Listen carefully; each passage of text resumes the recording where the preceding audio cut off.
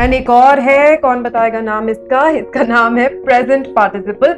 आपको लगेगा अरे प्रेजेंट पार्टिसिपल तो कभी सुना ही नहीं, लेकिन जब हमारे पास सिंपल पास्ट या पास्ट पार्टिसिपल फॉर्म्स आते हैं तो हमारे जो वर्ब्स हैं उनका थोड़ा नखरा चलता रहता है कि नहीं, मैं अपनी स्पेलिंग ऐसे चेंज करूंगा, मैं अपनी स्पेलिंग वैसे चेंज करूंगा। ठीक है, क्वेश्चन जो है मैं कभी आई के साथ क्यों नहीं बना रही, क्योंकि हम अपने आप से सवाल करेंगे तो थोड़ा सा वियर्ड हो जाएगा, थोड़ा ऑड है सुनने में, पर हो सकता है ना।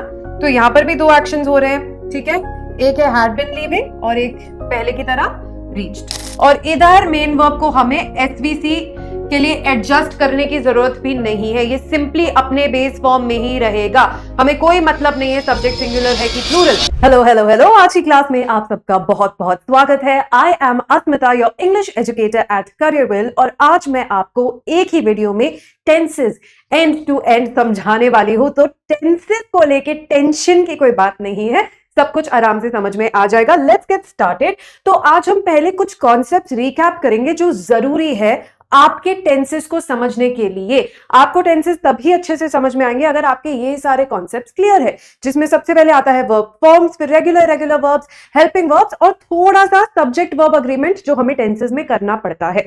ये सब देखने के बाद हम लोग जो मेन टॉपिक्स आज कवर करेंगे वो है past tense forms, present tense forms and future tense forms. तो एंड टू एंड सब कुछ होने वाला है। Let's get started.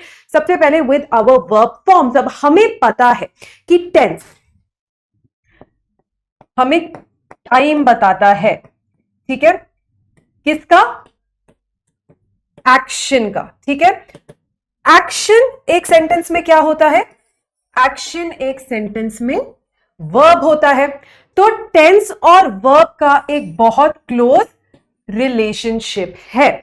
जब हम लोग टेंस चेंज कर रहे हैं एक सेंटेंस का, एक तरीके से हम वर्ब चेंज कर रहे हैं, वर्ब इंपैक्ट होता है। ठीक है, अब हमारे पास वर्ब के कुछ फॉर्म्स होते हैं जो हम अलग अलग टेंसेस में यूज करते हैं। इनके अगर मैं आपको बेसिकली नाम बता दूं तो वो है हमारा सिंपल पास्ट फॉर्म, हमारा, अच्छा एक्चुअली शुरू करते हैं बेस फॉर्म से। ठीक है, base form, simple past form, past participle form, and एक और है, कौन बताएगा नाम इसका नाम है प्रेजेंट पार्टिसिपल। आपको लगेगा अरे प्रेजेंट पार्टिसिपल तो कभी सुना ही नहीं। फैक्ट इज कि आपने सुना है, आप इसको यूज भी करते हो, आपको सिर्फ ये नहीं पता था कि इसको प्रेजेंट पार्टिसिपल बोलते हैं। तो हमारा जो बेस फॉर्म है उसको हम एक और नाम से पुकारते हैं, यूजुअली उसको हम V1 बोलते हैं या फिर फर्स्ट फॉर्म भी बोल सकते हैं। सिंपल पास्ट फॉर्म जो है उसको हम V2 बोलते हैं, या सेकेंड फॉर्म पास्ट पार्टिसिपल हो गया V3 एंड प्रेजेंट पार्टिसिपल हो गया V4 फॉर्म। ठीक है, अब जब हम लोग चेंज कर रहे हैं किसी वर्ब को टेंस के हिसाब से, तो मेनली हम इन तीन फॉर्म्स पे ही फोकस करते हैं, जो कि हो गए हमारे V1, V2 और V3 फॉर्म्स। ठीक है, इन थ्री फॉर्म्स पे ही फोकस करते हैं। अब मैं आपको बताऊंगी एक चीज इसके बारे में तो आपको याद आ जाएगा। प्रेजेंट पार्टिसिपल को हम ING फॉर्म भी बोलते हैं, ING फॉर्म। ठीक है, अब याद आ गया। अब क्यों सिर्फ ये तीन पे हम फोकस करेंगे? क्योंकि सारे वर्ब्स बहुत आराम से ING फॉर्म ले लेते हैं। प्रेजेंट पार्टिसिपल फॉर्म यूज होता है कंटिन्यूअस टेंस में, ये अगर आपको भी नहीं पता तो आगे जाके मैं समझाऊंगी, और सारे वर्ब्स आराम से अपने आगे ING एक्सेप्ट कर लेते हैं। लेकिन जब हमारे पास सिंपल पास्ट या पास्ट पार्टिसिपल फॉर्म्स आते हैं तो हमारे जो वर्ब्स हैं उनका थोड़ा नखरा चलता रहता है कि नहीं, मैं अपनी स्पेलिंग ऐसे चेंज करूंगा, मैं अपनी स्पेलिंग वैसे चेंज करूंगा। ठीक है, तो इन डिफरेंसेस की वजह से हमारा सिंपल पास्ट और पास्ट पार्टिसिपल फॉर्म थोड़ा पंगा करता है और इसमें बच्चों को बहुत दिक्कत आती है। कोई बात नहीं, ठीक है, हमें याद रखना है base form, simple past form, past participle form. अब ये जो फॉर्म्स है वो कहां का यूज होते हैं एक बार हम देख लेते हैं ध्यान से। बेस फॉर्म हमारा प्रेजेंट सिंपल टेंस में यूज होता है, ठीक है, फ्यूचर टेंस में भी, सारे फ्यूचर टेंसेस में यूज होता है। ठीक है, हमारा जो सिंपल पास्ट फॉर्म है वो हमारा as the name suggest past simple tense में यूज होता है। ठीक है, और फिर हमारा पास्ट पार्टिसिपल फॉर्म आ जाता है जो हर परफेक्ट टेंस में यूज होता है। ठीक है, ING फॉर्म यूज होता है हमारा कंटिन्यूअस टेंस में और परफेक्ट कंटिन्यूअस टेंस में भी यूज होता है। ठीक है, अब ये आप अपने मेमोरी में रख लो एक बारी कि कौन सा फॉर्म कहां यूज होता है, फिर हम इसके अलग अलग फॉर्म्स देखेंगे, ठीक है। ऑल राइट, तो अब आते हैं अपने रेगुलर एंड इरेगुलर वर्ब्स में। अब जो पिंक डब्बा मैंने बताया था, अब हम सिर्फ इस पे फोकस करेंगे, ठीक है, इस V4 फॉर्म पे फोकस नहीं करेंगे। अब वर्ब्स के साथ क्या दिक्कत है कि जब हम उनको चेंज करते हैं from one tense to another, उनका फॉर्म चेंज होता है। फॉर एग्जाम्पल, अगर हम प्रेजेंट टेंस से पास्ट टेंस में जा रहे हैं तो बेस फॉर्म से सिंपल पास्ट फॉर्म में एक वर्ब चेंज हो जाएगा, है ना। अब दिक्कत ये आती है कि कुछ वर्ब्स को चेंज करना बहुत आसान है, कुछ वर्ब्स को चेंज करना मुश्किल है। जिन वर्ब्स को चेंज करना आसान है उनको हम बोलते हैं रेगुलर वर्ब्स। अब क्या होता है कि जो रेगुलर वर्ब्स हैं वो सिंपली डी या ईडी ले लेते हैं, किसमें, in their V2 and V3 form, ठीक है। V1 से V2 या V3 जाने के लिए रेगुलर वर्ब जो है वो सिंपली डी या ईडी ले लेते हैं। अब ये आपको मैं एक इक्वेशन के फॉर्म में भी दे दूंगी और एग्जाम्पल से भी समझ लेंगे। फॉर एग्जाम्पल, अगर हमारे पास है एक रेगुलर वर्ब जो कि है डांस, ठीक है, डांस हमारा V1 फॉर्म है। इसको अगर हम V2 फॉर्म में लेकर जाना चाहते हैं तो हम क्या ऐड करेंगे, या तो डी या ईडी। अब डांस जो है ऑलरेडी ई से एंड हो रहा है, इसीलिए हम लोगों को ईडी नहीं ऐड करना, सिर्फ डी ऐड कर देंगे। क्या बन गया, डांस्ड। और इसका जो V3 फॉर्म है यानी कि पास्ट पार्टिसिपल फॉर्म है, वो भी क्या है, वो भी है डांस्ड, ठीक है।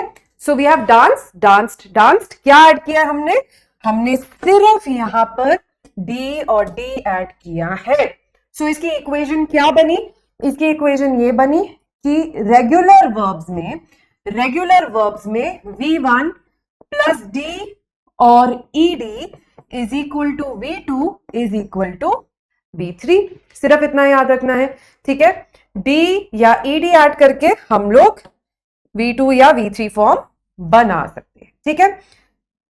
इसमें एक एक्सेप्शन आती है जब हमारे पास कोई ऐसा वर्ब होता है जो एक वावल, एक कॉन्सोनेंट और वाई के साथ एंड करा है, नॉट वावल एंड वाई, ठीक है। अब ये देखो, दो एग्जांपल्स दूंगी। एक हमारे पास एग्जांपल है प्ले, जो एंड हो रहा है वावल ए और कॉन्सोनेंट वाई से, ठीक है। उसके बाद हमारे पास है स्टडी, जो एंड हो रहा है डी वाई से, जिसमें डी भी कॉन्सोनेंट है। तो जब भी हमारे साथ वाई में एंड होने वाले वर्ब्स होते हैं तो उसमें हमें देखना है कि वाई से पहले क्या आ रहा है, वावल आ रहा है कि कॉन्सोनेंट आ रहा है। अगर वावल आ रहा है तो हम सिंपली ईडी लगा देंगे, ठीक है, प्लेट बन गया।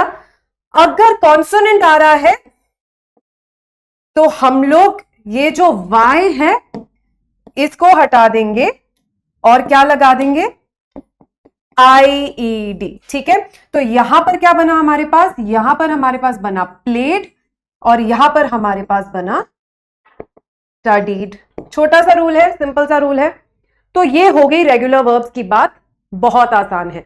अब आते हैं हम इररेगुलर वर्ब्स की ओर, ठीक है। अब इररेगुलर वर्ब्स में क्या दिक्कत है, सिर्फ ये दिक्कत है कि जैसे रेगुलर वर्ब्स का रूल होता है कि डी या ईडी लगा के उनके V2 V3 फॉर्म्स बन जाएंगे, इररेगुलर वर्ब्स में कोई रूल नहीं होता, ठीक है। तो यहां पे बहुत तरीके की दिक्कत है।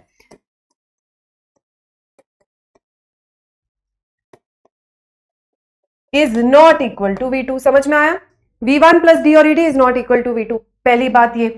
बहुत बारी ऐसा भी होता है कि V2 is not equal to V3, यानी कि हमारा सिंपल पास्ट फॉर्म और पास्ट पार्टिसिपल फॉर्म दोनों अलग हो जाएंगे, ये भी दिक्कत आती है। कभी कभार ऐसा होता है कि V1 is equal to V2 is equal to V3, कोई भी फॉर्म चेंज ही नहीं हो रहा है, ठीक है। तो सबसे इंपॉर्टेंट बात हमने क्या जानी है यहां पर, no set rule to change from V1 to V2 to V3, ठीक है। इरेगुलर वर्ब्स की ये दिक्कत है, कोई सेट रूल नहीं है to go from V1 to V2 to V3। अब हम देखेंगे कुछ एग्जांपल्स ऑफ इरेगुलर वर्ब्स कि आखिर फिर ये चेंज होते कैसे हैं। तो ये देखो, ये कुछ एग्जांपल्स है। ये सारे इरेगुलर वर्ब्स है। अब देखना सारे कैसे बदलते हैं। अब इसका जो V2 फॉर्म है वो हम ग्रीन में लिख लेते हैं सबका, ठीक है।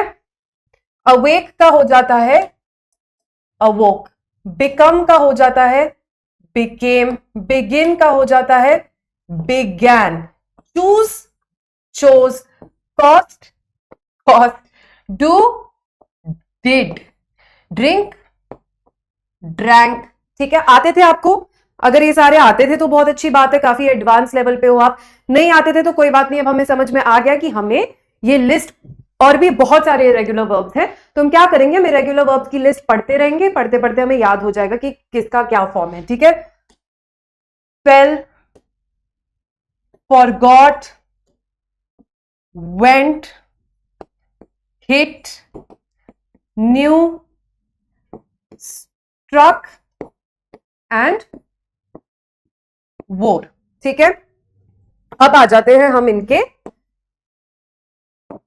V3 फॉर्म्स पे, ठीक है। पिंक से लिखूंगी V3 forms. Awoke, awaken, became ही रहेगा यहां पर, बिगन हो जाएगा, chosen, cost, done, drunk, fallen, forgotten, gone, hit, known, stricken, warned, ठीक है। तो आप देख सकते हो, अगर मैं हट जाऊं सामने से, कि कोई भी रूल फॉलो नहीं हो रहा है, सब में कुछ अलग अलग हो रहा है। कहीं पर आप सिमिलैरिटीज ऑब्जर्व करोगे। अब मैं आपकी नजर उन पर पड़वा देती हूं, ठीक है। फॉर एग्जाम्पल हम यहां पर देख सकते हैं कि बिगिन, बिगैन, बिगन में आई से ये ए बन रहा है, ए से ये यू बन रहा है। ऐसे ही ड्रिंक, ड्रंक, ड्रंक में हो रहा है आई ए यू, ठीक है। तो V1, V2, V3 फॉर्म में क्या हो रहा है, केवल एक वावल चेंज हो रहा है वर्ड के अंदर, है ना। अब हम देखेंगे बाकी कुछ एग्जाम्पल्स। अवोकन, चोजन, फॉरगॉटन, ठीक है, स्ट्रिकन, ये सब ई एन से इनका V3 फॉर्म एंड हो रहा है, ये भी एक सिमिलैरिटी है, ठीक है।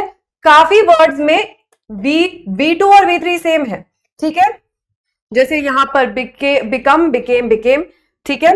एक और एग्जांपल यहां पर मैंने आपको नहीं दिया, पर ऐसे भी वर्ड्स आपको मिलेंगे जिसमें V2 और V3 सेम है, लेकिन वो इरेगुलर इसीलिए है क्योंकि डी या ईडी ऐड करके उनका V2 V3 फॉर्म नहीं बना, ठीक है।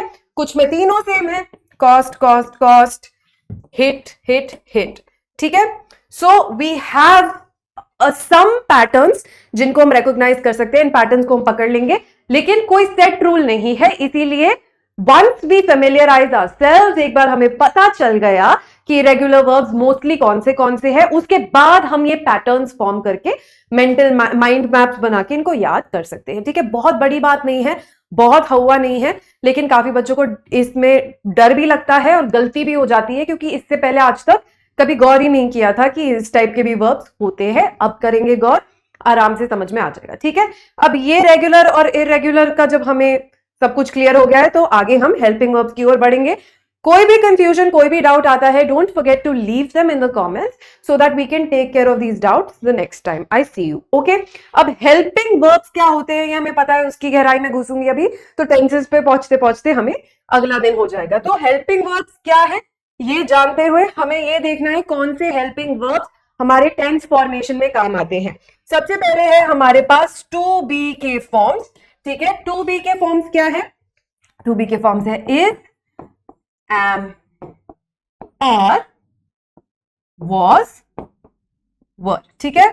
अब इसमें हमें क्या याद रखना है? हमें ये याद रखना है इज, एम, आर जो है वो हमारे प्रेजेंट टेंस फॉर्म्स है, वॉज और वर हमारे पास्ट टेंस फॉर्म्स है, ठीक है। Present tense forms and these are past tense form.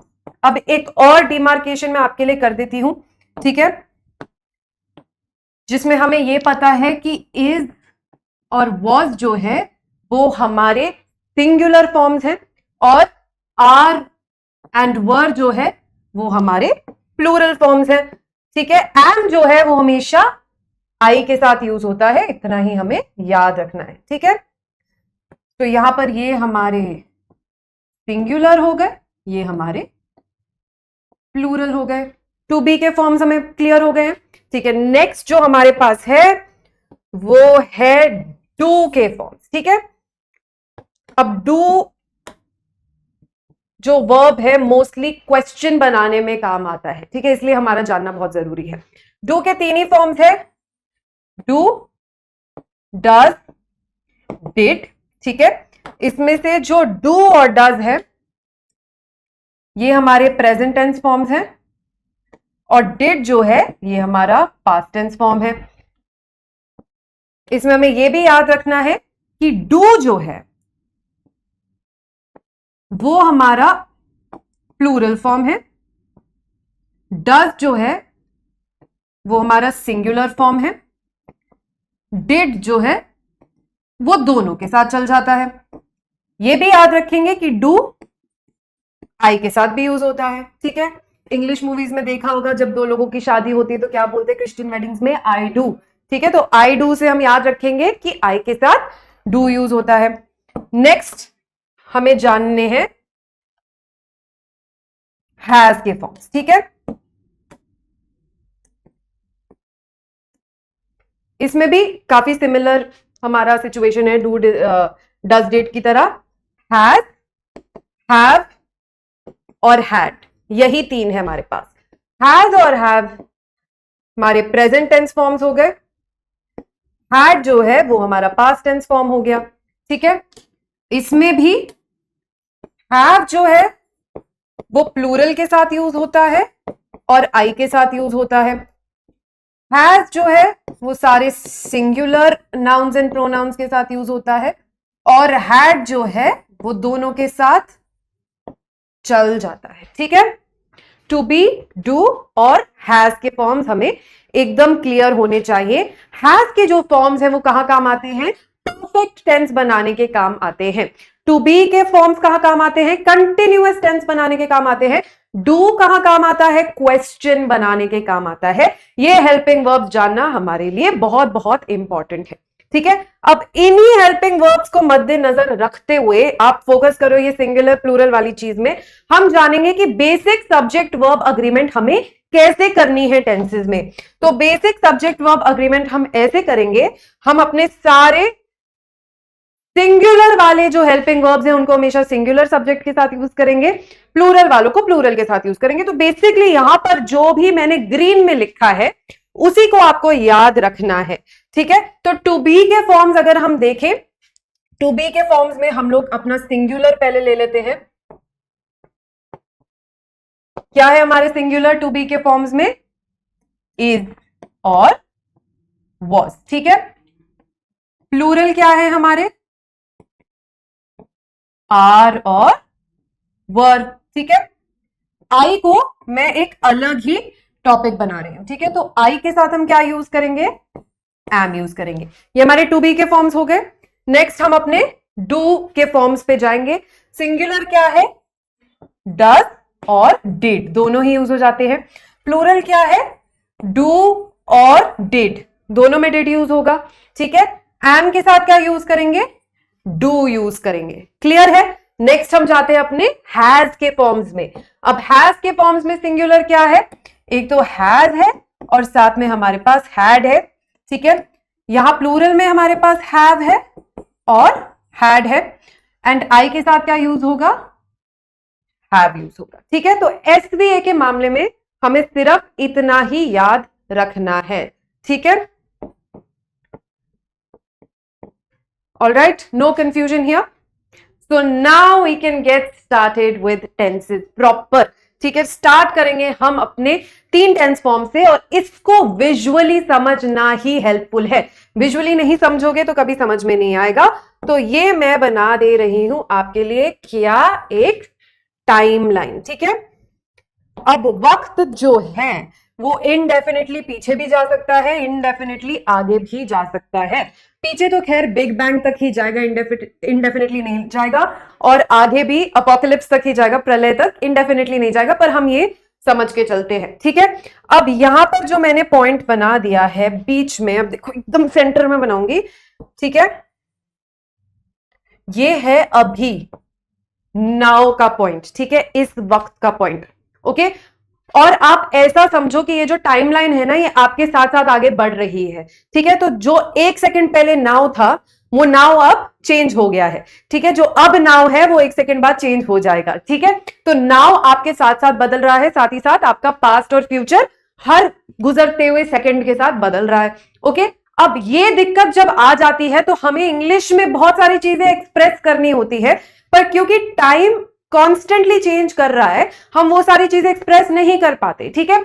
इसीलिए हमने टेंस के अलग अलग फॉर्म्स बनाए हैं, ठीक है, जिनको जानते ही होगे, simple, continuous, perfect and perfect continuous. ऐसा मुझे नहीं लगता कोई भी होगा जिसने अब तक ये फॉर्म्स ना पढ़े हो। बाय चांस ऐसी सिचुएशन है कि आपने अब तक ये फॉर्म्स नहीं पढ़े हैं, तो भी मैं एकदम बेसिक से समझा रही हूं, तो आपको समझ में आ जाएगा, ठीक है। अब नाउ जो है वो इमीडिएट प्रेजेंट है, पर क्योंकि मैंने जैसे आपको बोला कि हमारा present second to second change हो रहा है, ऐसा कोई भी एक्शन नहीं है जो मैं सिर्फ अभी कर रही हूं। तो सिंपल प्रेजेंट टेंस फिर हुआ क्या? सिंपल प्रेजेंट टेंस तो कुछ हुआ ही नहीं, क्योंकि जो मैं इस सेकंड कर रही हूं वो अगले सेकंड पास्ट हो जाएगा, है ना। तो सिंपल प्रेजेंट टेंस हम यूज करते हैं उन एक्शंस के लिए जिनको हम रेगुलरली करते हैं, ठीक है। हो सकता है आप रेगुलरली किसी पर्टिकुलर क्लास में जाते हो, कोई इंस्ट्रूमेंट सीख रहे हो, रनिंग करते हो, कोई स्पोर्ट खेल रहे हो, कुछ भी आप एक प्री डिटर्मिन्ड फ्रीक्वेंसी में अगर करते हो, रोज करते हो, हफ्ते में 2 बार करते हो, उसको हम सिंपल प्रेजेंट टेंस से दर्शाते हैं, क्योंकि अदरवाइज कोई सिंपल प्रेजेंट का कॉन्सेप्ट तो है नहीं, है ना, क्योंकि मेरा ये सेकंड अगले सेकंड पास्ट हो जाएगा, करेक्ट। अब आते हैं सिंपल पास्ट में। सिंपल पास्ट बहुत आसान है समझना, अब से पहले जो भी हुआ वो सिंपल पास्ट हो गया, ठीक है। सो नाउ से पहले, कलर कोड कर देंगे तो आराम से समझ में आएगा, नाउ से पहले कुछ भी हो रहा है तो वो हमारा सिंपल पास्ट हो गया। सिंपल प्रेजेंट के लिए मैंने क्या बोला था?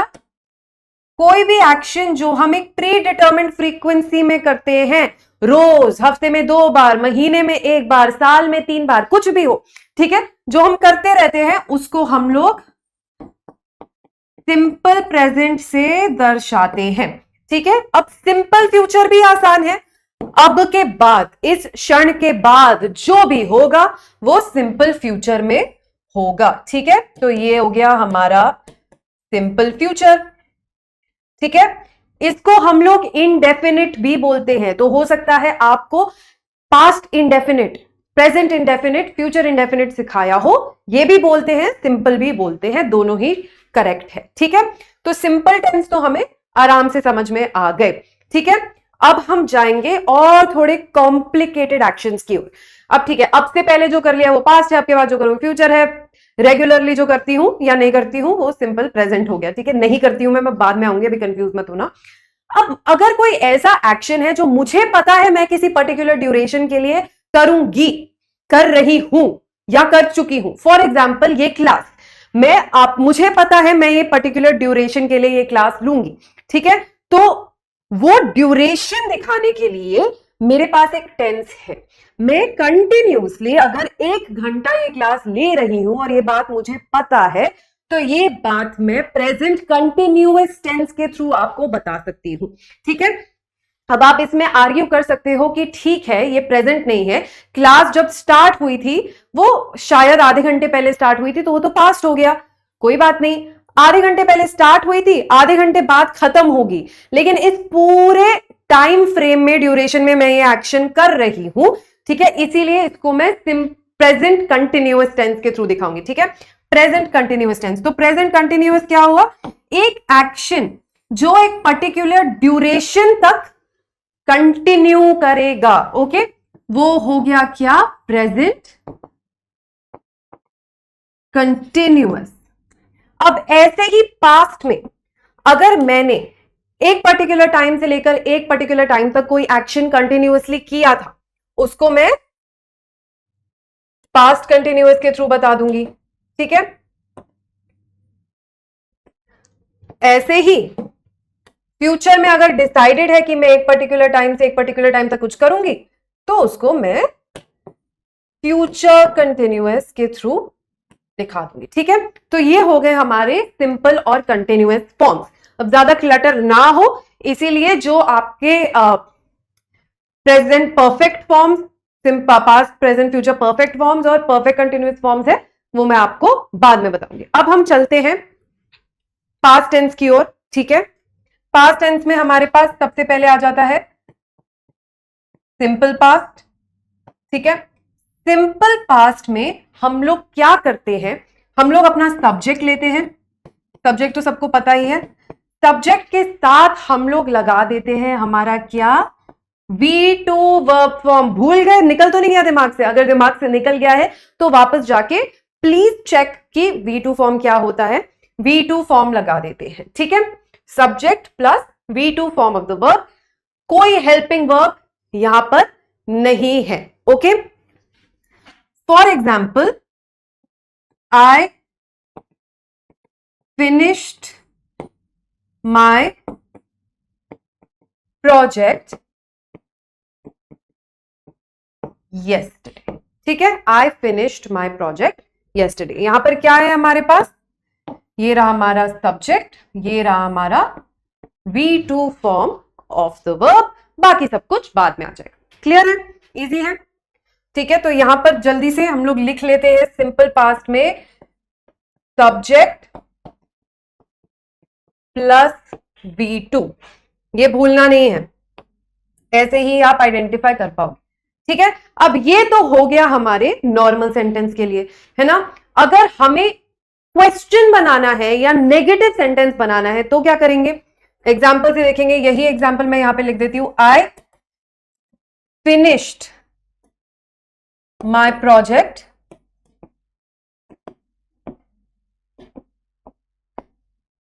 yesterday, ठीक है। नेक्स्ट हमारे पास आ जाता है नेगेटिव सेंटेंस। नेगेटिव सेंटेंस क्या होगा, पहले सेंटेंस बना देती हूं फिर उसका रूल लिखेंगे। I did not finish my project, ठीक है। yesterday आप समझ लो कि लिखा हुआ है, अंडरस्टूड है, ठीक है। I did not finish my project. अब हमने क्या किया है, हमने लिया है सब्जेक्ट, ठीक है।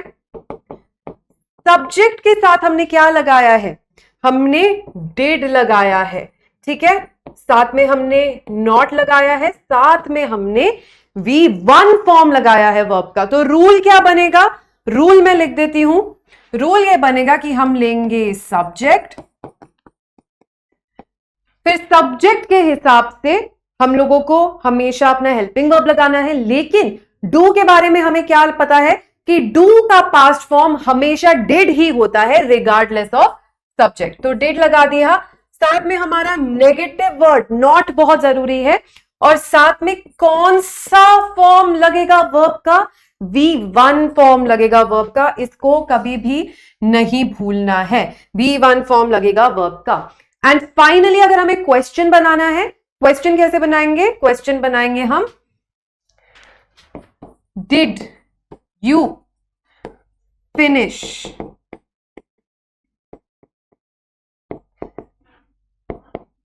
The project, did you finish the project, ठीक है। तो यहां पर हमारे पास क्या आ गया, पहले हमारे पास आ गया डिड, फिर आ गया सब्जेक्ट, फिर आ गया हमारा V1 form of the verb, ठीक है। तो क्या रूल बन गया, डिड पहले आएगा, फिर सब्जेक्ट आएगा, एंड अगेन क्या आएगा, V1। तो इससे हमें क्या पता चलता है, इससे हमें यह पता चलता है कि जब ही हमारे पास डू का कोई फॉर्म होता है, डू के किसी भी फॉर्म के साथ हमेशा क्या लगेगा, V1 ही लगेगा, ओके। तो ये हम एक नोट यहां पर अलग से लिख देते हैं, किसी भी form of do always takes V1, ठीक है। कोई भी डू का फॉर्म हमेशा V1 form of the verb ही लेगा। डू क्या है, हेल्पिंग वर्ब, ये क्या है, मेन वर्ब। इस बात को हमें याद रखना है, ठीक है। अब चलते हैं हम अपने पास्ट कंटिन्यूअस फॉर्म्स की ओर, ठीक है। तो पास्ट कंटिन्यूअस फॉर्म को, इसी सेंटेंस को लेकर चलते हैं, इसको कंटिन्यूअस फॉर्म में चेंज कर देते हैं, ठीक है। तो यहां पर मैं लिख देती हूं, आई वॉज, फिनिशिंग की बजाय चलो वर्किंग ऑन माई प्रोजेक्ट। ठीक है, I was working on my project. अब क्या क्या है यहां पर हमारे पास है सब्जेक्ट, साथ ही साथ हमारे पास है वॉज। अब इसमें हमें यह याद रखना है कि सब्जेक्ट के अकॉर्डिंग हम या तो वॉज लगा सकते हैं या वर लगा सकते हैं, क्योंकि प्लूरल भी तो हो सकता है सब्जेक्ट, तभी तो एसवीसी बताया था। ठीक है, और साथ में अब ये क्या आ गया हमारे पास, ये क्या है, याद है शुरू शुरू में बताया था V4 यानी कि ING फॉर्म। ठीक है, तो इसका रूल लिख देते हैं। रूल इसमें ये होने वाला है कि we will have the subject first along with was या were and then V4 which is the ING form of the verb। ठीक है, ये हमारा रूल बन गया।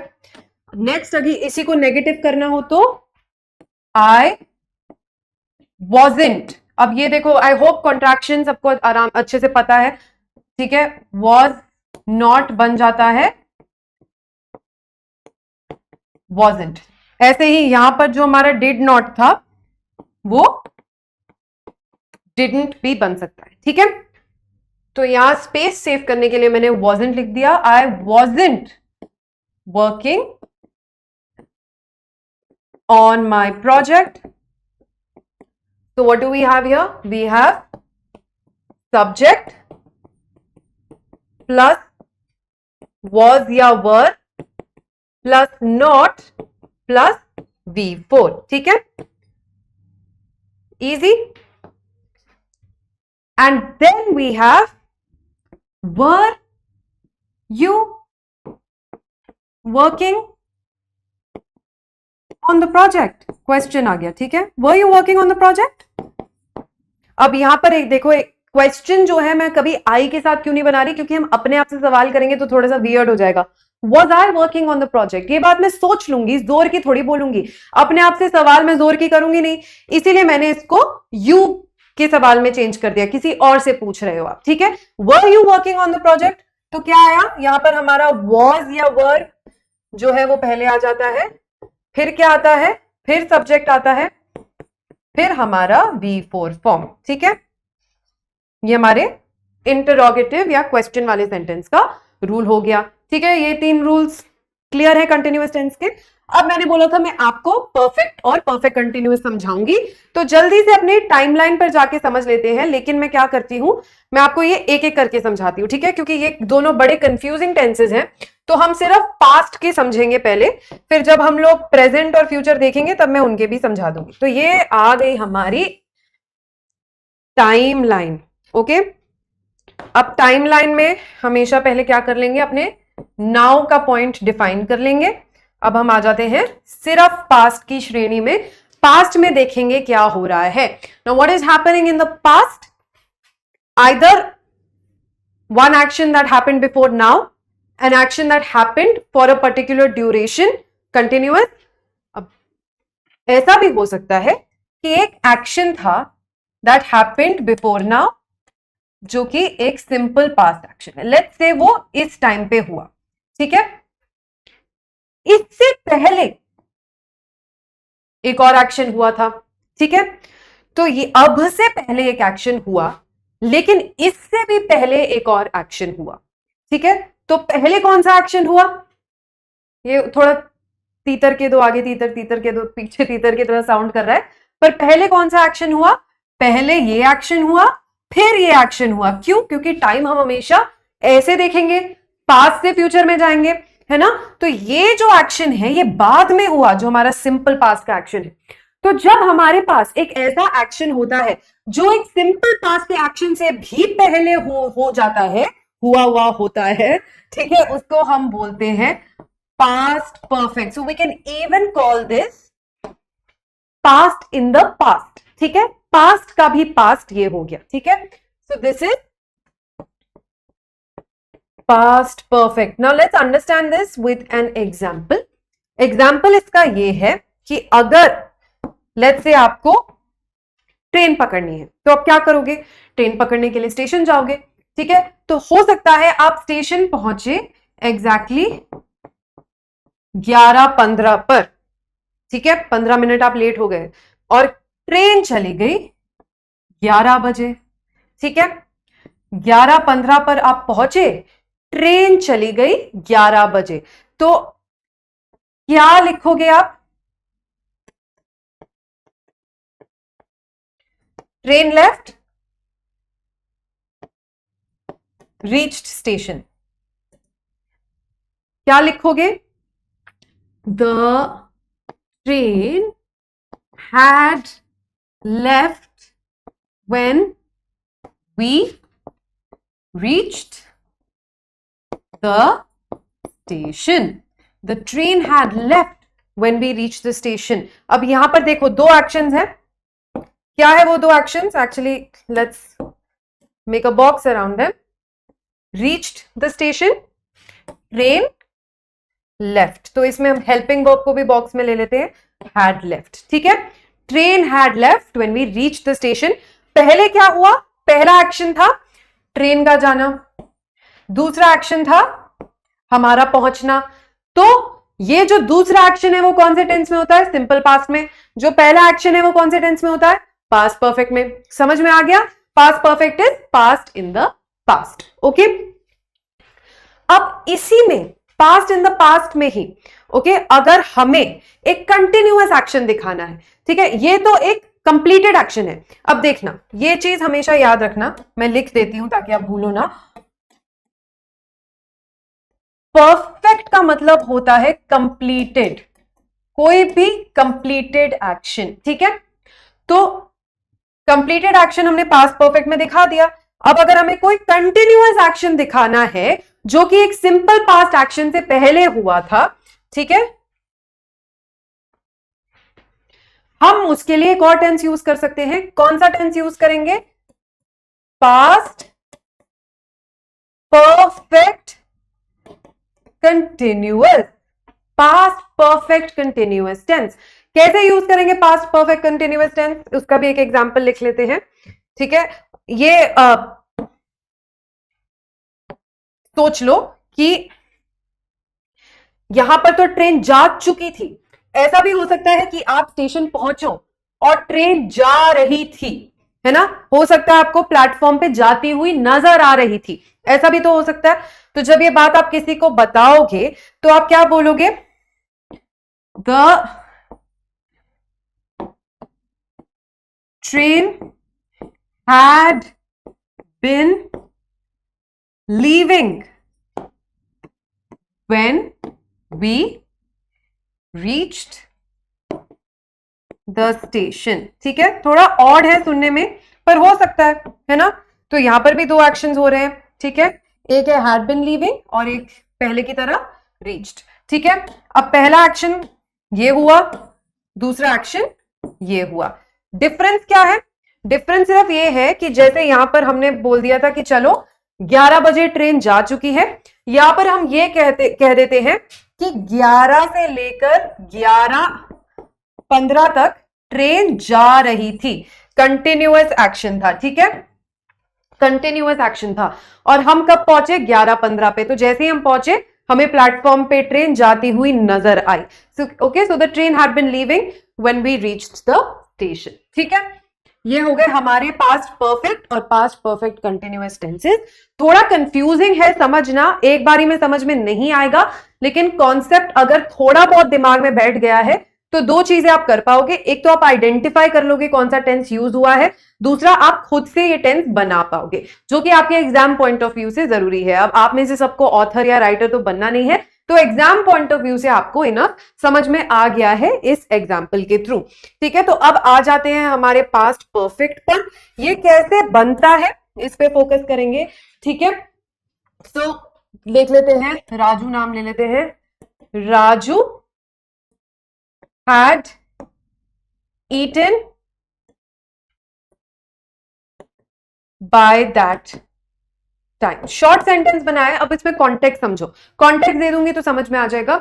ये मान के चलो कि हो सकता है राजू की कोई दोस्त है और वो उसने उसके लिए पराठे बनाए मजेदार से, ठीक है, और वो लेके गई राजू के पास कि देखो मैंने पराठे बनाए हैं तुम्हारे नाश्ते के लिए।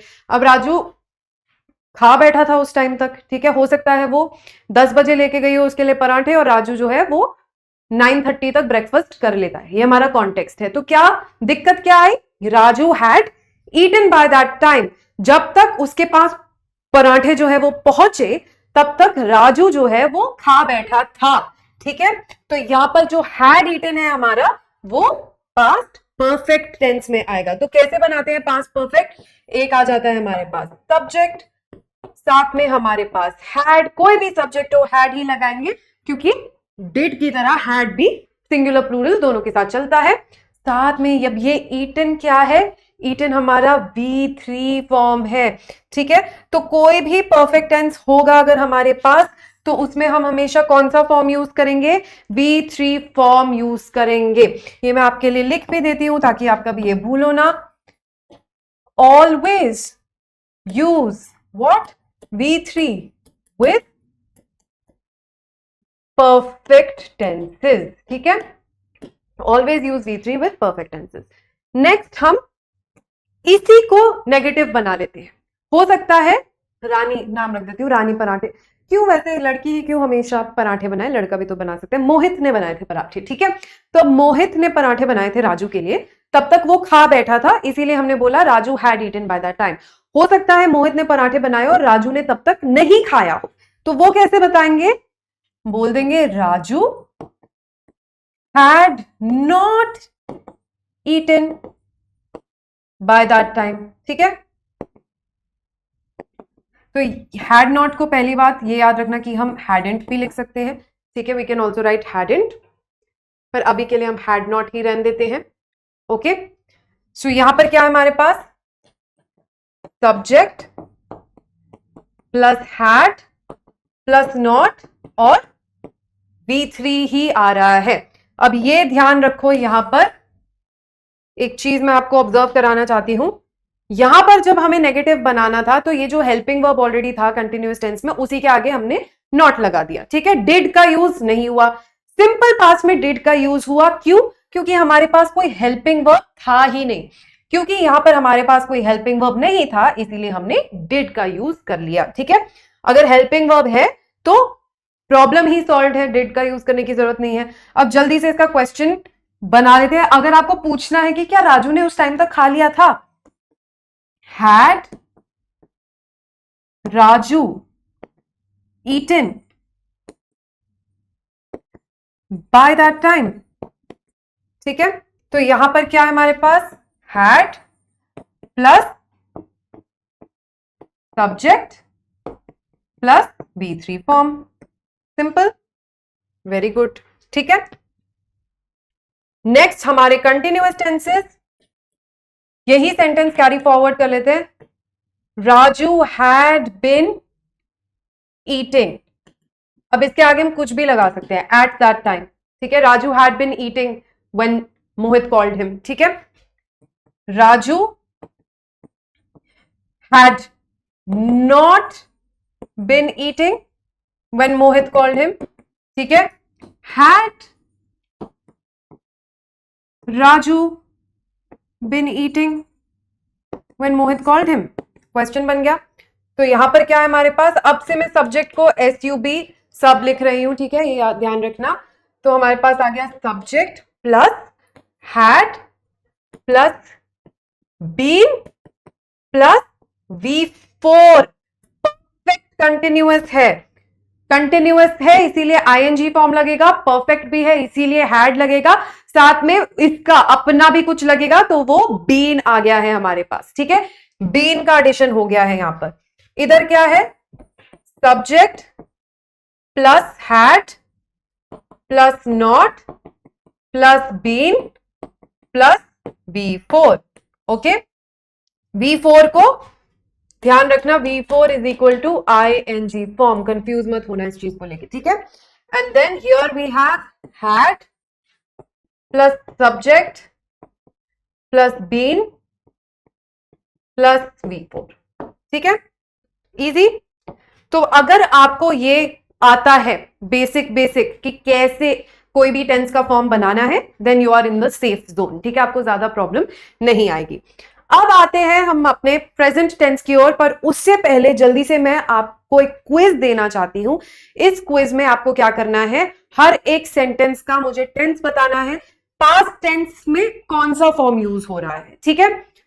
Alright, pause and let me tell you the answers. She visited her grandmother last weekend. अगर आपने पॉज करके आंसर नहीं किया है तो अगेन पॉज करके आंसर कर दो, क्योंकि मैं आप करेक्ट आंसर देने वाली हूं। ये हो गया हमारा simple. He had not finished हो गया हमारा perfect. Did you watch the movie yesterday, simple past में क्वेश्चन है। They had been waiting in for an hour before the bus arrived, perfect continuous, ठीक है, परफेक्ट कंटिन्यूअस टेंस है। Were they playing football in the park, continuous tense में question है। And finally by the time we arrive she had already left, क्या है, perfect tense है। Okay, these are your answers. अब चलते हैं हमारे प्रेजेंट टेंस फॉर्म्स की ओर। तो प्रेजेंट टेंस फॉर्म्स में मैं जल्दी से आपको पहले आपका परफेक्ट और परफेक्ट कंटिन्यूअस फॉर्म समझा देती हूं, क्योंकि हम लोग ऑलरेडी सिंपल और कंटिन्यूअस देख चुके हैं, ठीक है। तो सिंपल हमें क्या पता है कि कोई भी रेगुलरली होने वाला एक्शन हमारा सिंपल प्रेजेंट टेंस होता है, ठीक है। अब यही कोई एक्शन एक पर्टिकुलर ड्यूरेशन में हो रहा हो तो वो सिंपल कंटिन्यूअस टेंस हुआ। अब अगर कोई ऐसा एक्शन है हमारे पास जो शुरू पास्ट में हुआ था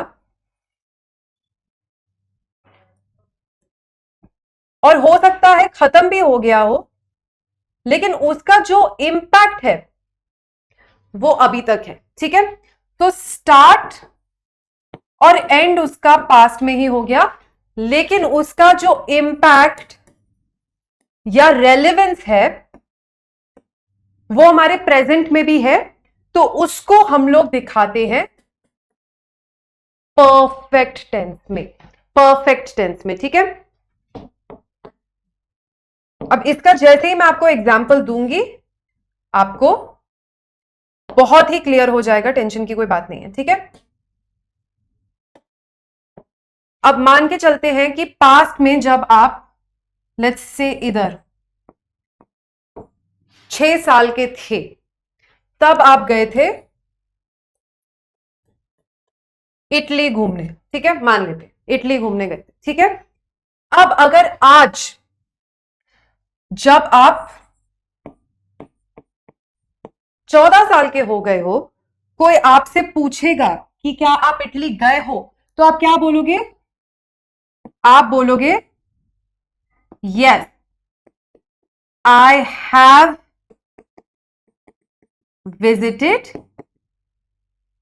इटली, हां मैं इटली गया हुआ हूं।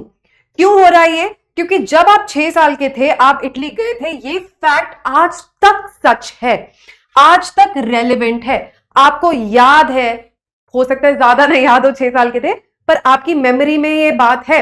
6 साल की बजाय हम इसको 10 साल भी कर सकते हैं, ठीक है, तो और रेलेवेंट हो जाएगा। लेकिन कभी भी गए हो, अगर एज अ बेबी भी गए हो, तो वो फैक्ट हमेशा सच रहेगा, ठीक है। तो इवन दो ये जो एक्शन था वो पास्ट में स्टार्ट हुआ और पास्ट में ही एंड हो गया, अभी भी आप उसको प्रेजेंट परफेक्ट टेंस में ही बताओगे, yes I have visited Italy, ठीक है। ये प्रेजेंट परफेक्ट टेंस हो गया। एक और हमारा लास्ट रहता है परफेक्ट कंटिन्यूअस। परफेक्ट कंटिन्यूअस के बारे में आपको सिर्फ इतना याद रखना है कि वो एग्जैक्टली परफेक्ट टेंस की तरह ही है, बस ये है कि जो एक्शन है वो कंटिन्यूअस हो जाएगा, ठीक है। सो कंटिन्यूअस एक्शन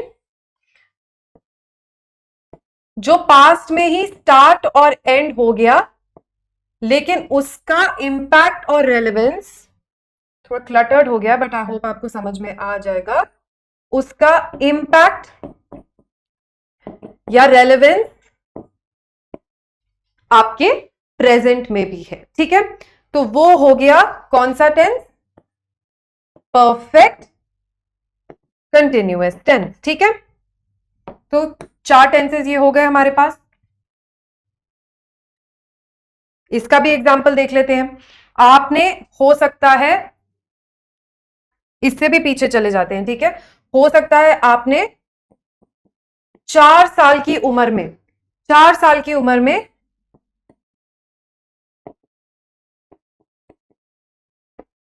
ड्रम्स चलाने स्टार्ट किए, स्टार्टेड प्लेइंग ड्रम, ठीक है। 4 ईयर ओल्ड थे आप, ड्रम्स चलाने शुरू किए, ठीक है। अब आप 14 ईयर्स के हो, 14 ईयर्स की एज में कोई आपसे पूछेगा कि आपको ड्रम्स चलाने आते हैं, आप ड्रम्स बजाते हो, ड्रम्स चलाते नहीं बजाते हैं वैसे, सॉरी, ठीक है, आप ड्रम्स बजाते हो, तो आप बोलोगे yes I have been playing the drums, कब से, since I was 4 years old. I have been playing the drums since I was 4 years old. ठीक है,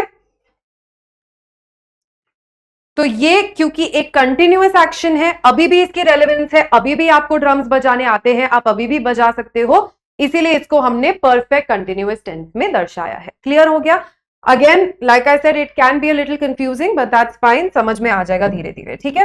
तो अब सिंपल प्रेजेंट पे आ जाते हैं। इसके बारे में हमें ये 2 चीजें याद रखनी है कि ये एक हैबिचुअल एक्शन के बारे में बात करने के काम आ सकता है, या फिर कोई फैक्ट और यूनिवर्सल ट्रूथ के बारे में बात करने के काम आ सकता है। हैबिचुअल एक्शन या फिर फैक्ट और universal truth, like sunrise in the east और आई डोंट लाइक आइसक्रीम, इस टाइप। ये फैक्ट हो गया ना मेरे बारे में कि आई डोंट लाइक आइसक्रीम, तो इसको भी हम सिंपल प्रेजेंट में बताते हैं। ओके, अब सिंपल प्रेजेंट बनेगा कैसे देख लेते हैं। We always eat dinner together, ठीक है, ये हमने एक एग्जांपल ले लिया, we always eat dinner together. तो हमने क्या क्या किया है, हमने सब्जेक्ट लिया है, उसके साथ यहां पर देखो एक फ्रीक्वेंसी वर्ड है ऑलवेज, ये हमें बता रहा है कि हम हमेशा साथ में डिनर खाते हैं। ऑलवेज, नेवर, यूजुअली, सेल्डम, ये सारे जो वर्ड्स हैं ये अगर यूज हो रहे हैं तो आप मान के चलो कि सिंपल प्रेजेंट टेंस का ही सेंटेंस है, क्योंकि ये वर्ड्स हमें क्या बताते हैं, फ्रीक्वेंसी बताते हैं कि कब क्या हुआ या कितने कितने टाइम बाद क्या होता है, ठीक है। तो ये ऑलवेज है, इसका मतलब हमेशा है, ठीक है। ये हटा भी दो तो वी ईट डिनर टुगेदर भी एक सेंटेंस है, पर ऑलवेज से हमें थोड़ा सा आइडिया लग रहा है कि हम लोग हमेशा डिनर साथ में करते हैं, ठीक है। सो सब्जेक्ट के बाद ऑलवेज तो है, पर उसको हम रूल में नहीं लिखेंगे क्योंकि हम यहाँ पर कोई भी वर्ड डाल सकते हैं। रूल में अब आ जाएंगे हमारे मेन वर्ब में। मेन वर्ब हम हमेशा V1 फॉर्म में ही लिखते हैं सिंपल प्रेजेंट में, ठीक है। तो यहां पर सिंपल प्रेजेंट तो बहुत आसान है बनाना, subject plus base form of the verb. Base form को हम एडजस्ट करेंगे एसवीसी के अकॉर्डिंग, कि अगर हमें उसमें एस लगाना पड़े तो हम एस लगा देंगे, ठीक है। अब यहां पर इसी को नेगेटिव कर दे तो we never eat dinner together, ये एक ऑप्शन है, तो इसमें हमने नेगेटिव फ्रीक्वेंसी वर्ड ले लिया, लेकिन हम हर बारी फ्रीक्वेंसी वर्ड नहीं ले सकते, तो हम लोग डू का यूज करेंगे जैसे हमने सिंपल पास्ट में किया था। तो we do not eat dinner together, ठीक है। डू नॉट का डोंट भी बन सकता है, याद रखना। तो रूल क्या हो गया हमारा, सब्जेक्ट प्लस डू या does plus not plus V1। यहां पर ये याद रखना कि सिंगुलर है तो डज लगेगा, यहां पर V प्लूरल है इसीलिए डू लगा है, ठीक है। तो रूल लिख लेंगे इसका, सब्जेक्ट प्लस डू और does according to the subject plus not plus V1, क्योंकि डू के किसी भी फॉर्म के बाद हमेशा V1 ही लगता है, और इधर मेन वर्ब को हमें एसवीसी के लिए एडजस्ट करने की जरूरत भी नहीं है, ये सिंपली अपने बेस फॉर्म में ही रहेगा। हमें कोई मतलब नहीं है सब्जेक्ट सिंगुलर है कि प्लूरल, क्योंकि सब्जेक्ट के सिंगुलर या प्लूरल होने की एडजस्टमेंट हमने यहां पर डू और डज के साथ ही कर ली, इसीलिए वर्ब को, अब मेन वर्ब को कोई लेना देना नहीं है सब्जेक्ट से। ओके, अब यहां पर अगर हम क्वेश्चन पूछे कि क्या आप लोग हमेशा साथ में डिनर करते हो, तो do you have dinner together, ठीक है। क्वेश्चन बन गया, क्या होगा हमारा यहां पर, डू, ठीक है, या फिर डज अगर सिंगुलर है, प्लस सब्जेक्ट, हैव की जगह मैं ईट ही लिख देती हूं क्योंकि हैव हेल्पिंग वर्ब भी है, मेन वर्ब भी है, तो कंफ्यूज हो जाओगे, ठीक है। और हमारा V1 form of the verb आ गया। अब एक चीज मैं आपको बताना भूल गई थी, तो मैं पीछे जाकर एक चीज आपके लिए ऐड कर रही हूं ताकि आप नोट्स में देख सको। वो यहां पर जो यू है, यू,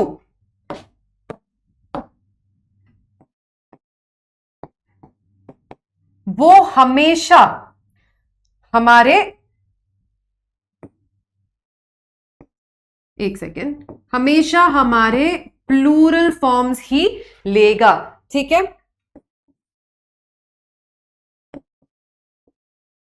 ऑलराइट, यू हम लोग एज अ सिंगुलर प्रोनाउन भी यूज करते हैं, एज अ प्लूरल प्रोनाउन भी यूज करते हैं, पर यू चाहे सिंगुलर की तरह यूज हो रहा हो चाहे प्लूरल की तरह यूज हो रहा हो, वो हमेशा प्लूरल फॉर्म्स ही लेगा, ठीक है, ये बात हमें याद रखनी है। All right, now coming back to our present continuous, ठीक है, तो यहां पर हम लोग बोल देते हैं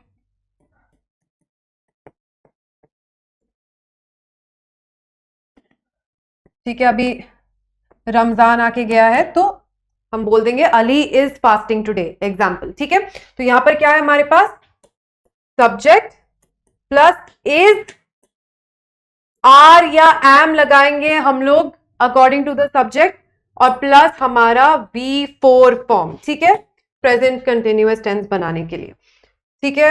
यहां पर Ali is not fasting today, इसका रूल क्या बना, सब्जेक्ट प्लस इज एम या are plus not plus V4, ठीक है। And lastly question is Ali fasting today, okay. तो यहां पर क्या आ गया हमारा, जो इज एम आर है, टू बी का जो भी फॉर्म है, प्लस क्या आ गया हमारा, सब्जेक्ट, साथ में V4 फॉर्म, ठीक है। ये हमारे प्रेजेंट कंटिन्यूअस के रूल्स बन गए, सिंपल है, okay. Now let's go to our present perfect, okay. Reena has watered the plants, Reena ने पौधों में पानी डाल दिया है। अब पहले तीनों एग्जाम्पल लिख दूंगी फिर रूल बता दूंगी, ठीक है। तो या Reena has not water the plants, question पूछ रहे हो तो has Reena water the plants, क्या रीना ने पौधों को पानी दे दिया है, ठीक है। ये हमारे 3 सेंटेंसेस हो गए। अब इसके रूल्स कैसे बनेंगे, पहला है सब्जेक्ट रीना प्लस हैज या have depending upon the subject plus V3 form क्योंकि परफेक्ट टेंस है। सेकंड में सेम चीज है लेकिन नॉट लगा देंगे और फिर V3 फॉर्म आएगा, ठीक है। एंड लास्ट हैज या have subject V3 form of the verb, ठीक है। बेसिक रूल्स हमारे तीनों टाइप के सेंटेंसेस के लिए। And finally present perfect continuous tense में हम देख लेते हैं, the things have been living here since 1992, ठीक है। The things have been living here since 1992, the things have not been living here since 1992। अब इसी को क्वेश्चन बना दे तो have the things been living here since 1992, ठीक है। समझ में आ रहा है क्यों ये परफेक्ट कंटिन्यूअस टेंस में है, एक्सप्लेन कर पा रहे हो खुद को ये चीज। तो यहां पर हमारे पास है सब्जेक्ट प्लस हैज या हैव, थोड़ा स्पेस और ले लेते हैं, सब्जेक्ट प्लस हैज या have plus been plus V4 या ING फॉर्म, ठीक है। यहां पर सेम चीज है, बस नॉट का एडिशन हो जाएगा, has, have, not plus been plus ing form, ठीक है।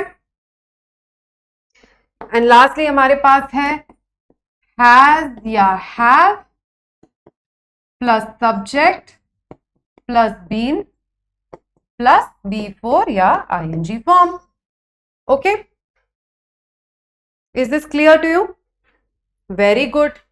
So now we can do our present tense quiz. Quickly pause and answer the questions. And here are the answers. I have finished my homework. Perfect tense. He does not like spicy food. Simple tense. Have you ever tried appams? Again, simple tense में question है. She has not been sleeping well lately. Continuous tense में negative sentence है. Do you exercise every morning? Simple में question है. And she is reading continuous में, ठीक है? Oh, sorry. Perfect continuous में. She has not been sleeping well, ठीक है? Okay. All right. Hope you got all that right. And we can move on to our future tense. अब जल्दी से मैं आपको वही दो टेंसेस समझाने वाली हूं, future perfect and future perfect continuous. उसके बाद आपको आपके सारे रूल्स मिल जाएंगे, ठीक है। सो इधर हमारे पास, one second, what colour were be using for future? जल्दी से कलर कोडिंग सेम रखते हैं। ओके, फ्यूचर में आ गए। फ्यूचर सिंपल और फ्यूचर कंटिन्यूअस तो हमें पता ही है। अब फ्यूचर परफेक्ट क्या होगा? परफेक्ट हमेशा कंप्लीटेड एक्शन के लिए यूज होता है। तो ऐसा लेके चलते हैं कि हमारे पास फ्यूचर में एक डेडलाइन है, ठीक है, और हमें पता है कि हम फ्यूचर में अराउंड दिस टाइम एक एक्शन स्टार्ट कर देंगे, ठीक है। तो जब हमें किसी ऐसे एक्शन के बारे में बात करनी है जो एक डेडलाइन तक कंप्लीट हो जाएगा, चाहे वो हमने फ्यूचर में स्टार्ट किया हो, ठीक है, चाहे वो हमने प्रेजेंट में स्टार्ट किया हो, चाहे वो हमने पास्ट में स्टार्ट किया हो, ठीक है। जब हमें पता है कि फ्यूचर की एक डेडलाइन तक वो एक्शन कंप्लीट हो जाएगा, तो हम उसको परफेक्ट टेंस में दर्शाते हैं, ठीक है, परफेक्ट टेंस में दर्शाते हैं। और अगर कोई ऐसा एक्शन है जो चलता आ रहा है, शायद इस टाइम से चलता आ रहा है, चल रहा है, चल रहा है, चल रहा है, चल रहा है, चल रहा है, इसको एक्चुअली नीचे बना देते हैं, चल रहा है, चल रहा है, चल रहा है, चल रहा है, चल रहा है, चल रहा है, चल रहा है, और हम उस चलते हुए एक्शन के बारे में कोई बात कर रहे हैं इस पर्टिकुलर डेडलाइन को मद्देनजर रखते हुए, ठीक है, इस पर्टिकुलर डेडलाइन को मद्देनजर रखते हुए। फॉर एग्जाम्पल, अगर मैंने इस पॉइंट पर लेट्स से मेरे पिगी बैंक है, ठीक है, पिगी बैंक सबको पता है क्या होता है, गुल्लक, गुल्लक बना देती हूं, ठीक है, मेरे पास एक गुल्लक है और मैं 6 साल की उम्र से उस गुल्लक में रोज रोज 2 रुपए का एक सिक्का डालती हूं, ठीक है, 2 रुपए का सिक्का डालती हूं।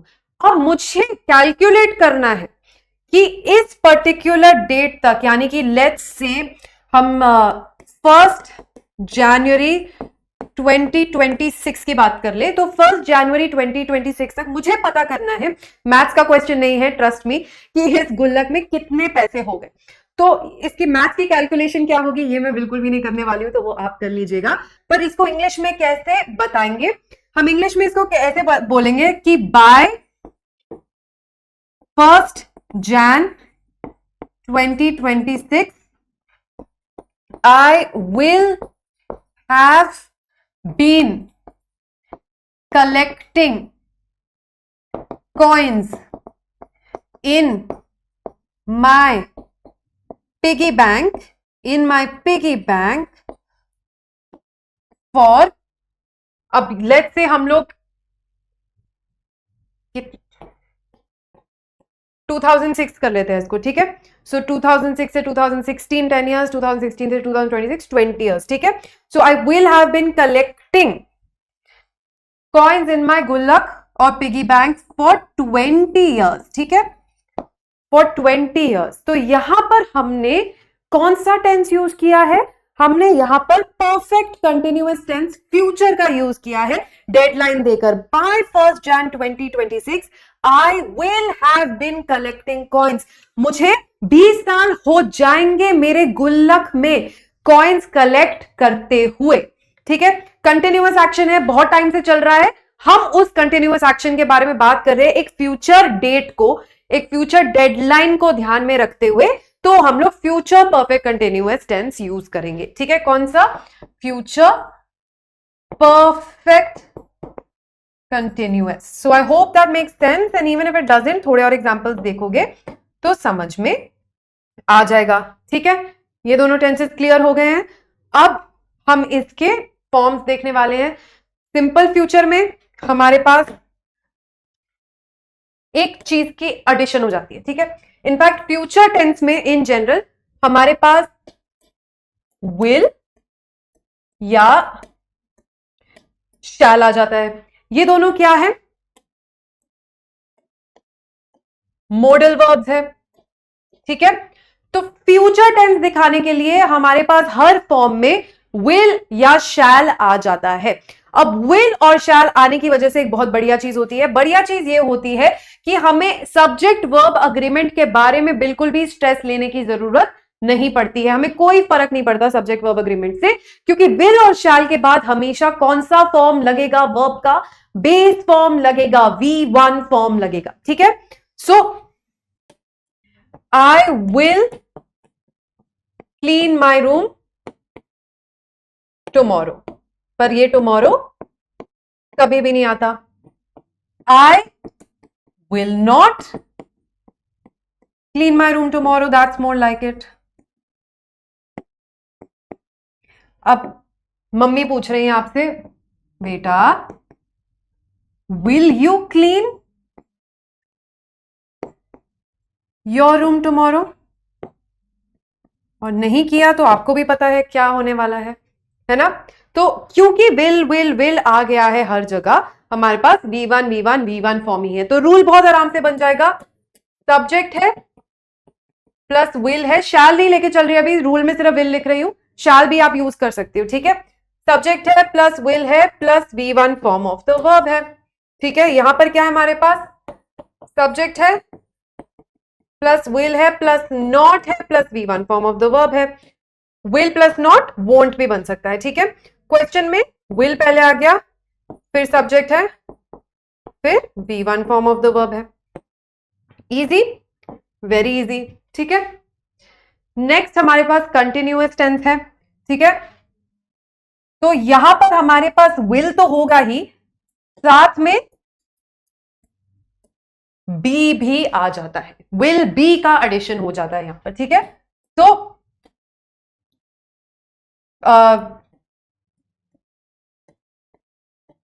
ग्रैंडमा विल बी विजिटिंग, ठीक है,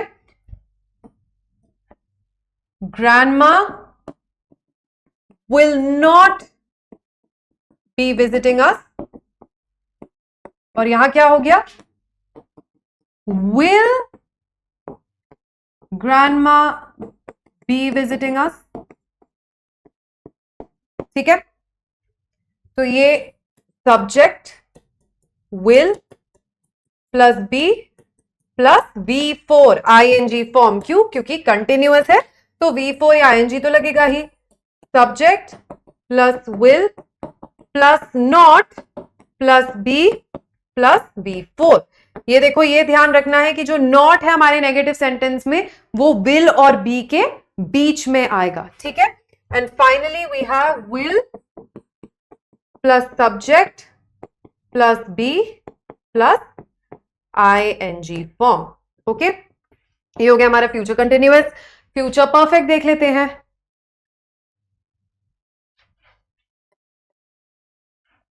कोई अनोखा सा सब्जेक्ट ले लेते हैं। They will have taken the test by Monday. Monday की जगह मैंने सिर्फ MON लिख दिया। They will have taken the test by Monday. Okay, they will not have taken the test by Monday? Question: will they have taken the test by Monday? Will they have taken the test by Monday? तो क्या क्या है हमारे पास? Subject plus will plus have plus V3. अब यहां पर भी एक बहुत ही अमेजिंग बात हो जाती है हमारे लिए, क्योंकि will है, will के साथ हमेशा have ही लगता है, has का कोई चक्कर ही नहीं है, ठीक है, तो सिर्फ have लगेगा। यहां पर क्या है? Subject plus will plus not plus have plus V3 form, ठीक है। एंड फाइनली यहां पर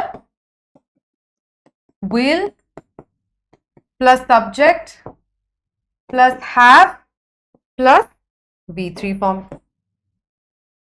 okay, future perfect clear, and finally future perfect continuous tense. By 2028 I will have been, कोई भी हॉबी ले लो, चलो टीचिंग ही ले लेता है, will have been teaching for 10 years, ठीक है।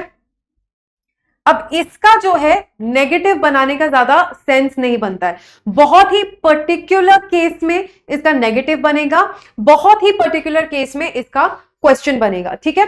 तो वो हम लोग रूल देख लेंगे कैसे बनता है, बट वो बहुत ही कॉमन यूसेज में आता नहीं है, तो उसका कोई पॉइंट नहीं है, तो वो मैं लिख नहीं रही हूं यहां पर। तो सब्जेक्ट प्लस, यहां से देख रहे हैं, subject plus will plus have plus been plus V4 और ING फॉर्म, ठीक है। ऐसे बनता है हमारा फ्यूचर परफेक्ट कंटिन्यूअस टेंस, ठीक है। इसमें यहां पर विल नॉट हैव डाल दोगे तो नेगेटिव बन जाएगा, और will plus subject plus have plus been plus ING हमारा क्वेश्चन बन जाएगा। पर इसमें इंपॉर्टेंट यही है, इसीलिए यही दे रही हूं आपको, ठीक है। एक रूल बता दे रही हूं, if there is a deadline, जैसे कि by so and so, okay, it will be perfect or perfect continue, ठीक है। डेडलाइन दी गई है तो या तो परफेक्ट टेंस होगा या परफेक्ट कंटिन्यूअस टेंस होगा, ये हम लोग याद रख सकते हैं। That's it for future tense. Now you can answer these questions. जल्दी से पॉज करो, then I'll give you the answers. किया पॉज? Very bad, cheating कर रहे हो। This time tomorrow we will be flying. Continuous. Will you help me with this project? Simple. They will not have finished the project by Monday. Perfect. By देखो, by Monday, by 5 PM I will have been working for 8 hours. Perfect continuous, ठीक है। Deadline है तो या तो perfect है या perfect continuous है। They will not attend the event tomorrow, ठीक है, तो सिंपल टेंस में ही नेगेटिव सेंटेंस है। Will he have written the report by then? V3 form देखते ही पता चल गया परफेक्ट टेंस है, साथ ही साथ by then का भी यूज हो रहा है। सिंपल है ये, ओके। ऑल राइट, नाउ एक बहुत इंपॉर्टेंट चीज आ जाती है, दो बहुत इंपॉर्टेंट चीज आ जाती है। एक तो है when not to use continuous tense,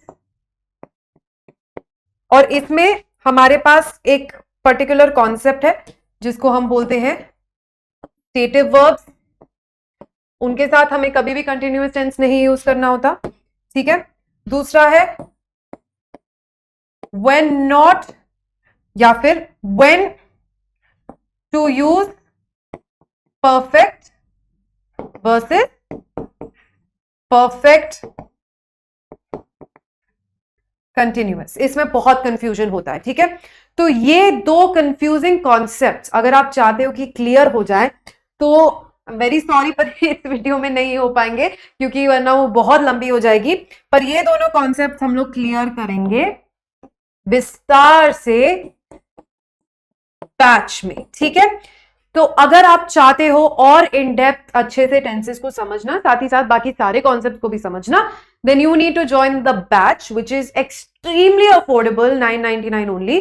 ठीक है, और बैच में हम डिटेल में इन दोनों चीजों के बारे में भी, और साथ ही साथ ऐसे बहुत छोटे छोटे कॉन्सेप्ट है। फॉर एग्जाम्पल जो फ्रीक्वेंसी वर्ड्स की मैं बात कर रही थी वो समझाना रह गया। ठीक है, तो फ्रीक्वेंसी वर्ड्स और ये दोनों चीजें, साथ ही बहुत छोटी छोटी और चीजें हैं जो मेजर डिफरेंस लेके आती है आपके टेंस के अंडरस्टैंडिंग में and in your ability to answer question. So if you want to understand those then you need to get the batch, क्योंकि वहां पर हम डिटेल में इन सब चीजों के बारे में आराम से बात करने वाले हैं। ठीक है, all right, now for the summary, and the summary is kind of a homework for you. ठीक है, आपको लेना है एक पेज। ठीक है, आप बनाओगे एक बॉक्स। एक सेकेंड, मेरा बॉक्स थोड़ा ऊपर बन गया। ठीक है, एक बॉक्स बनाओगे, उसमें आपको ऐसे उसका टेबल बनाना है। ठीक है,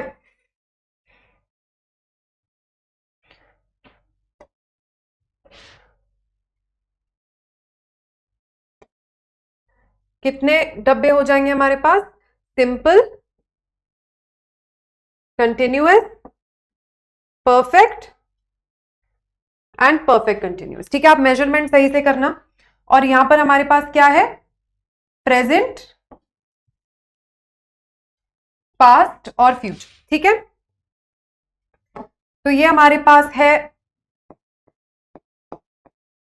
प्रेजेंट, पास्ट, फ्यूचर, और ये हमारे पास है सिंपल, कंटिन्यूअस, परफेक्ट एंड